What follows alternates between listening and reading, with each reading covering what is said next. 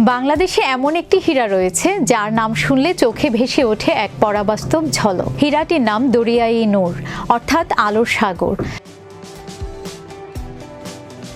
ধারণা করা হয় কোহিনূরের মতো এই হীরাটিও পাওয়া গিয়েছিল অন্ধ্রপ্রদেশের এক গুহা থেকে। 1851 সালে দ্য ইলাস্ট্রেটেড লন্ডন নিউজে প্রকাশিত ছবিতে এর টেবিল কাট আকৃতি, চারপাশে 10টি মুক্তা ও সোনার মিনাকাজ বিশিষ্ট গঠন ধরা পড়ে। একসময় এটি ছিল মারাঠা, পরে হায়দ্রাবাদের নবাবদের এবং সেখান থেকে পারস্য সম্রাটের হাতে গিয়ে অবশেষে পাঞ্জাবের রাজা রণজিৎ সিং এর দখলে যায়।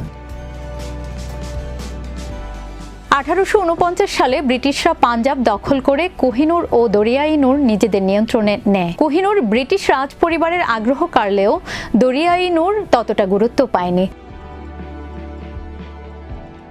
1852 সালে হ্যামিল্টন অ্যান্ড কোম্পানি এটি নিলামে তোলে, যেখানে ঢাকার নবাব খাজা সলিমুল্লাহ এটি কিনে ঢাকায় নিয়ে আসেন। তখন থেকে নবাব পরিবারের সম্পদ হিসেবে এটি বিবেচিত হতো। 1908 সালে নবাব পরিবার অর্থকষ্টে পড়লে আসাম সরকারের কাছ থেকে প্রায় 14 লাখ টাকা ঋণ নেয় এবং বন্ধক রাখে 109টি রত্ন, যার মধ্যে ছিল দরিয়া-ই-নূর। এরপর থেকে আর কোনোদিন হীরাটি জনসমক্ষে আসেনি। দেশভাগের পর হীরাটি পাকিস্তানের স্টেট ব্যাংকে এবং 1971 সালে মুক্তিযুদ্ধের পর সোনালী ব্যাংকে স্থানান্তরিত হয়।